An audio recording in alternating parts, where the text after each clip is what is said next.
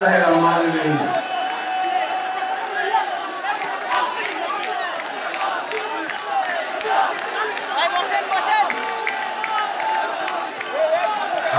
বিচারণের 1 বছর পূর্তি উপলক্ষে আয়োজিত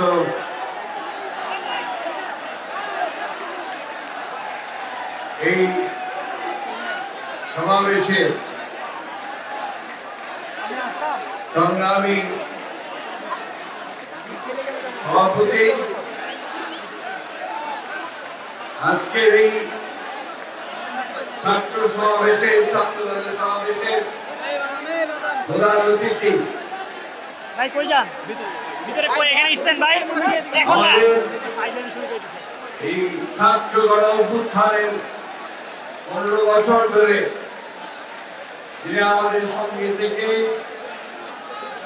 আমাদেরকে নেতৃত্ব দিয়ে আমাদের লক্ষ্যে পৌঁছে দিয়েছেন আমাদের এই তরুণ নেতা যার উপরে ভরসা করে আজকে বাংলাদেশের 18 কোটি মানুষ খেয়ে আছে আমাদের ভারপ্রাপ্ত চেয়ারম্যান তারেক রহমান মঞ্চে উপবিষ্ট আছেন ছাত্র আন্দোলনের সোনালী অতীত যাদেরকে তার সবাই বলে অর্থাৎ যারা সফলভাবে বসেন বিভিন্ন সময়ে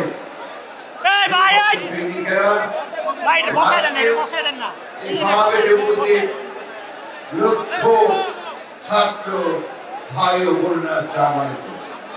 কেমনটা লাগে? নতুন একটা সূর্য, এই সূর্য আলোকিত করবে আমাদের সকলকে। এই সূর্য একটা নতুন দিগন্তের সূচনা করেছে, নতুন স্বপ্ন দেখাতে শুরু করেছে। প্রিয় ছাত্র ভাই ও বোনেরা, আমাদের সামনে একটা নতুন সুযোগ উপস্থিত হয়েছে আমাদের এই বাংলাদেশকে আবার নতুন করে তৈরি করা। আমাদের ছাত্র ভাইরা তারা অনেক রক্ত দিয়েছে, অনেক নির্যাতন সহ্য করেছে, বারবার কারাগারে গেছে। আমার মনে হয় আমার এমন একজন ছাত্র ভাই নেই যারা কারাগারে যায়নি, নির্যাতন সহ্য করে। আজকে সেই টেকনাফ থেকে তেঁতুলিয়া পর্যন্ত সমস্ত এলাকার ছাত্র ভাইরা আজকে এখানে সমবেত হয়েছে। এটা একটা অত্যন্ত আনন্দের দিন, আমরা একই সঙ্গে আমাদের কষ্টের দিন। আমরা 1 বছর আগে এই দিনটিতে এই সময়টাতে আমরা আমাদের ভাইদের হারিয়েছিলাম। আমি গত পরশু তার আগে বিরতি করে নেই আশুলিয়াতে গিয়েছিলাম। সেখানে আমাদের এই ছাত্র ভাইদেরকে পুড়িয়ে গুলি করে মেরে ফেলার পরে পুড়িয়ে মেরে ফেলা হয়েছে। একটা ক্লাস 2 এর ছেলে গুলি করে তার মাথার খুলি উড়িয়ে দিয়েছে। সে মাথার খুলিতে মারা যায়নি, পরে সার্জারি করে তার মাথার ভিতরে প্লাস্টিক দিয়ে লাগিয়ে দিয়েছে। এরকম অসংখ্য অসংখ্য ঘটনা আমাদের রংপুরের সাইদ, চট্টগ্রামের ওয়াসিম থেকে শুরু করে শত শত হাজার ছাত্ররা প্রাণ দিয়েছে। 1 দিন নয়, 2 দিন নয়, দীর্ঘদিন ধরে। শুধু 34 দিন নয়, তারও আগে 15 বছর ধরে আমাদের ছাত্র জনতা শ্রমিকেরা তারা প্রাণ দিয়েছে। এই যে প্রাণ দেওয়া, এই যে বিসর্জন দেওয়া, আত্মত্যাগ করা, লক্ষ্যটা একটাই, সেটা হচ্ছে আমরা একটা সুন্দর আবার ভূমিকা। আমাদের ছাত্ররা কি চায়? তারা পাস করে চাকরি পাবে, তারা পাস করে নিজেদের নিজে প্রতিষ্ঠিত করবে, বাবা মায়ের কষ্ট দূর লাঘব করবে, এই জিনিসটাই চায়। তারা বাংলাদেশের নতুন নতুন কলকারখানা দেখতে চায়, তারা বাংলাদেশে নতুন কর্মসংস্থান সৃষ্টি করা দেখতে চায়, তারা এখানে ন্যায় বিচার দেখতে চায় এবং একই সঙ্গে তারা দেখতে চায় যেখানে ভালো মানুষেরা দেশ শাসন করুক, একটা সুশাসন চায়। বন্ধুরা, তোমাদেরকে বন্ধু বলছি এই জন্যে আজকে আমাদের বয়স অনেক হয়েছে, তারপরেও তোমাদেরকে বন্ধুগুলোর জন্য তোমাদের সঙ্গেই আমরা সবসময় কাজ করেছি, কাজ করবো। তোমাদেরকে বন্ধু বলতে আমরা গর্ববোধ করি। আজকে বাংলাদেশে এক বছর যেটা আমি বললাম, একটা নতুন সম্ভাবনা সৃষ্টি হয়েছে। অনেক সমস্যা আছে আমাদের, আপনারা জানেন খুব ভালো করে, সবাই জানেন আপনারা যে আমরা বাংলাদেশের সমস্যাগুলোকে চিহ্নিত করে আমাদের নেতৃত্বে বেগম খালেদা জিয়া 2016 সালে ভিশন ফর বাংলাদেশ 2030 দিয়েছিলেন। অর্থাৎ সেখানে তিনি বলেছিলেন যে রাষ্ট্র কাঠামোটা পরিবর্তন করা দরকার। ঠিক একইভাবে আমরা যখন আন্দোলন করছি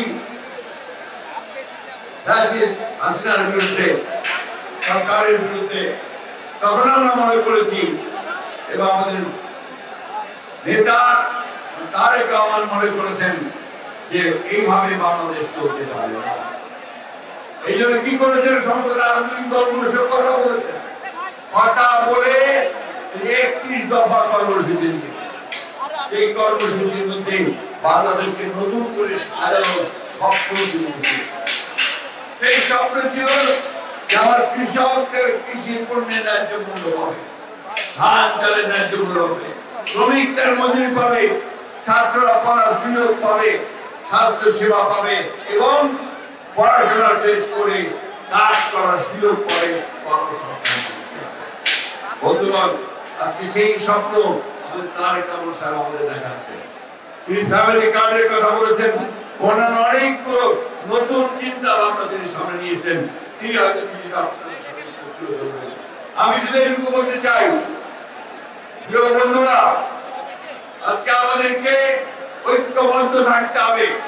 অনেক চেষ্টা করা হচ্ছে বাংলাদেশে বিভক্তি সৃষ্টি করবার।